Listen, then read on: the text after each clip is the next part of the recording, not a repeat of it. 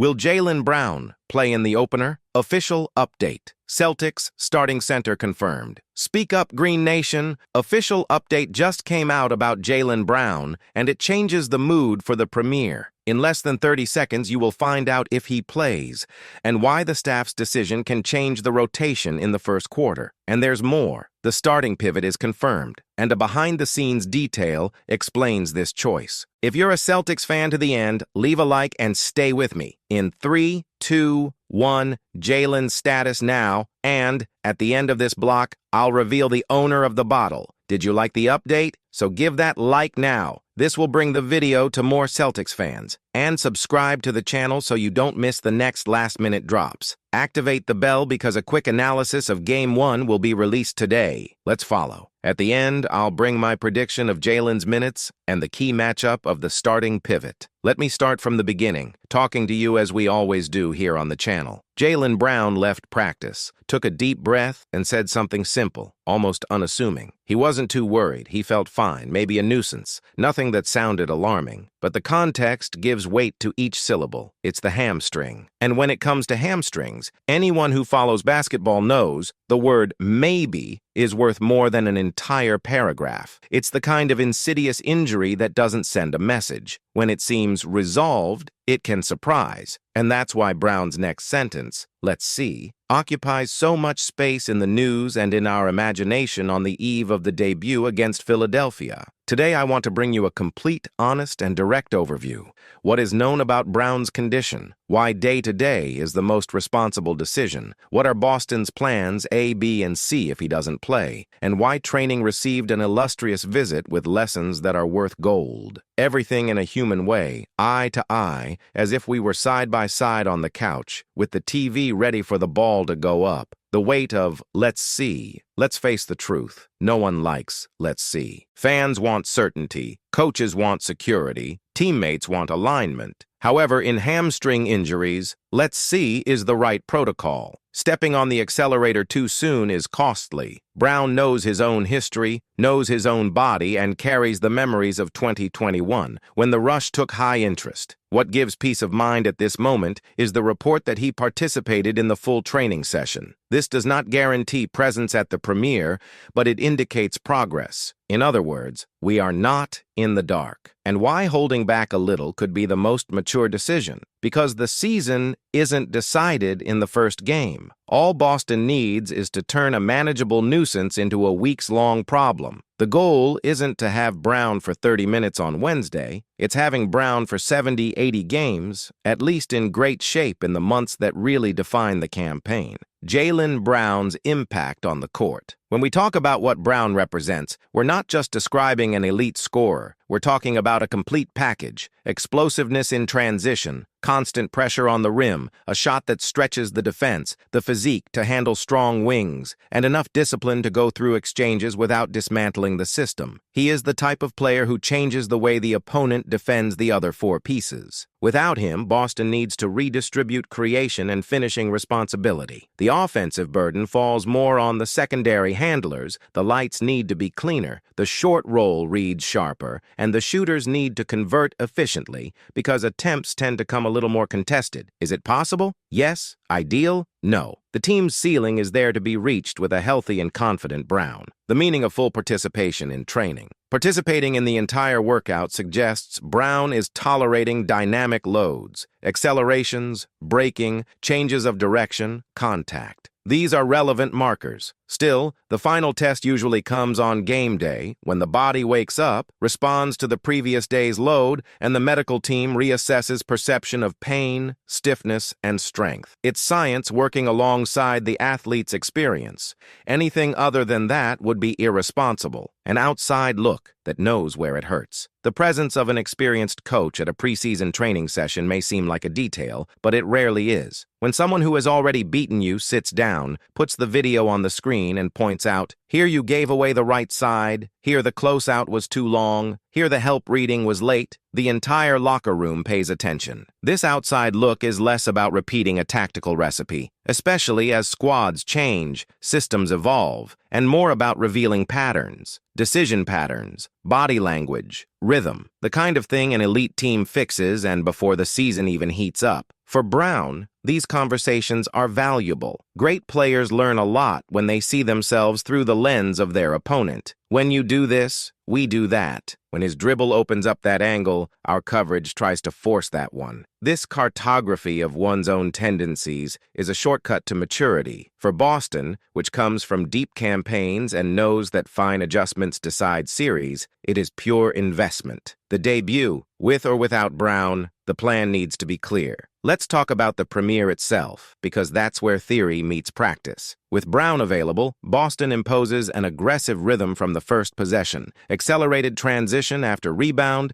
diagonal cuts to disorganize the first line, and a two-way game between the primary creator and the finisher, who best reads the advantage. The simple fact that Brown attracts the best wing defender opens windows for others. Without Brown, the logic changes. The team needs to lengthen its half-court attacks to create high-value shots. This means deeper and more repeated light cuts. It's not just a pick, it's pick-repick until you find the right exchange or a defender who makes a mistake. Short roll with immediate reading. Did you get it in the elbow? Court view. Opposite corner, 45 degrees, back cut. The right pass needs to come out in half a second. Disciplined offensive rebound. It's not about going to the bottle with everyone. It's about sending the right man at the right time so as not to destroy the defensive transition, defense that creates attack. Without Brown's extra motor, Boston needs steals and blocks that turn into easy points, active hands, busy passing lines, body in front without making a mistake. That's the rule. This is how you survive a long absence without losing identity. Nehemiah and the center of the board. Now, I need to talk about a point that excites and worries in equal measure. The pivot. There is a way for Nehemiah, I'll call him that straight, to assume a leading role, not for fashion, but for competitive necessity. Boston's interior rotation requires someone who can do three things regularly: protect the rim without turning every possession into two fouls, verticality, positioning, and jumping time count for more than trying to knock down every tray on the table, sprint between the lines. The pivot who arrives first at the offensive line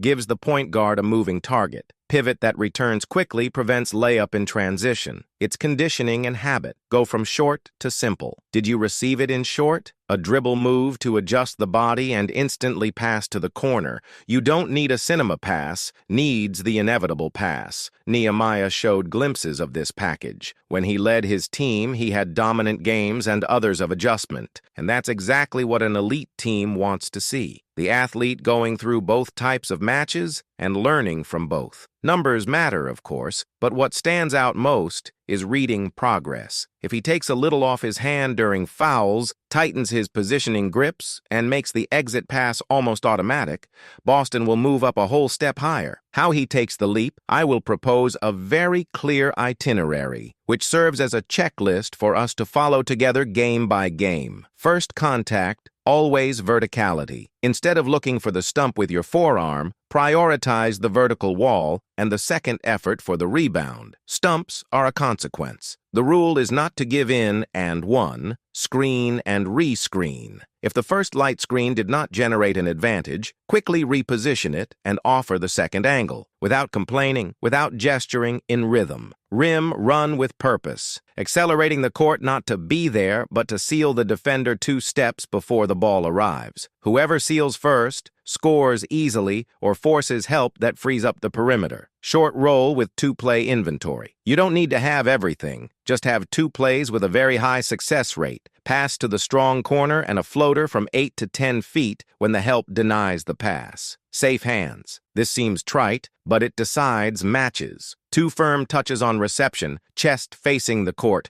ball protected before any decision. Half of the pivot's waist dies here. Free throw routine. The game will send Nehemiah to the line. Turning 60% into 72% changes the end-of-quarter rotation and changes how the opponent makes tactical fouls. If he meets these points, we are not just talking about breaking a branch. We are talking about presence that shapes the system. The Missoula system and the role of wings Boston's attack is designed to live off advantages that are linked together. It doesn't always come from a rehearsed play, is often born from a poorly done closeout. That's why the team needs wings that attack space with decision. A dribble inside and shoot, a dribble inside and extra pass without hesitation. With Brown, this flow gains a turbine. Without it, it is a collective mission to avoid stagnation. Anyone arriving from the bank needs to enter the R item of the pass before the first throw. Rhythm generates favorable arm wrestling. Defense, the side that pays the bills. I like to repeat a simple idea. Attack attracts fans, defense wins series. Boston, when connected, has the hands to exchange markings without giving away rebounds. The key is communication. If the first perimeter line forces the opponent to the side, the center already needs to be half a step inside, ready to contest midway. The wings, in turn, have to mark two for a moment. The threat on the perimeter and the cut in the back. When everyone accepts that they will work a little harder for their colleague, the opponent starts to kick later and worse. If Brown doesn't play, contingency plan. Let's suppose the time comes and the medical team decides it's better to hold on. What changes? Redistributed minutes and tasks. A secondary creator takes more pick-and-roll volume and, mainly, more handoff starters to build a lateral advantage. Line of three as a thermometer. It is not possible to survive the absence of one of the main drivers without lengthening the court. There are 7, 8 high-value pitches that need to fall. This comes from angle preparation, not hero ball. Rotation with purpose. Avoid quintets that bring together many finishers dependent on other people's creation. At least 2 players on the court with the ability to hit inside and find a pass. Irreproachable defensive transition. Without Brown's explosiveness to recover and convert 2 quick points, each swing error turns into a 4-point difference. Is it a challenge? Of course. Is it impossible? Far from it. Great teams thrive precisely when they have a plan for storms. The patience that builds a great ending. There's a common thread among the best seasons I've followed. They don't start with absolute clarity. They start with well-managed doubts, injuries treated with patience,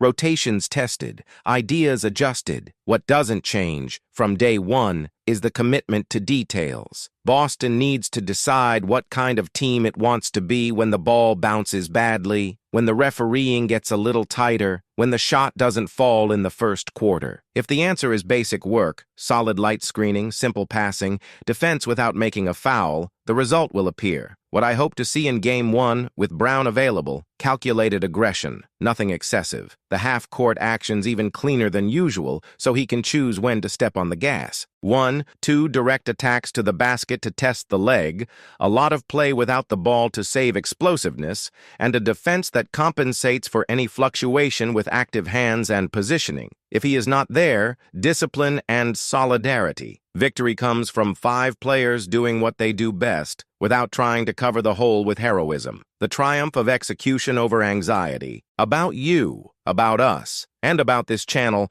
I like to think of this space as a grandstand that thinks about the game. With each episode, I try to give you not only the news, but the meaning behind it. When an athlete says, "Let's see," let's translate together what that means for the body, for the tactics, and for the season. When a center gets the chance to be a starter, we go beyond labels and create a map of how this jump can happen. And, of course, when the ball goes up, we will be together, cheering with each well-executed possession. If you've made it this far, you already know the conversation doesn't end when the video ends. Leave your comment with your current reading. Would you save Brown in the first game, thinking about the long term? What would you change about the rotation if he is out? What is Nehemiah's checklist that you follow first? Fouls, rebounding, passing, or conditioning? This exchange is what brings it all to life. Final call. Regardless of who wears the uniform in Game 1, the idea is the same. Build a season in which Boston reaches the decisive months complete, convinced, and sharp. The path involves respecting Jaylen Brown's body today,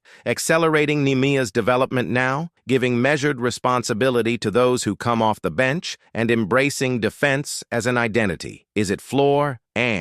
But it is exactly this path that draws happy endings. If this conversation made you see opening night more clearly, I invite you to follow me through all the episodes of this season. Turn on notifications, share with those who breathe basketball, and leave your mark below. I will be attentive, reading, responding, and, most of all, watching the same game as you with the same desire to see a team we are proud of playing the smartest basketball possible, one day at a time. See you at the premiere, and may the first possession tell you everything this squad intends to be. Intense, patient, collective, and when the time comes, relentless. And now, if you want to see the game with new eyes, deciphering coverages, understanding adjustments, and anticipating the next M movement, join our Celtics analysis playlist now. There you find Tactical X-Ray, why a simple change changes an entire room. Shot map, who should shoot, from where, and why. 3 keys to victory, clear plan for each opponent. Rotation, thermometer, who gained minutes, who asked for a pass. Pivo's laboratory, Nehemiah's evolution, possession by possession.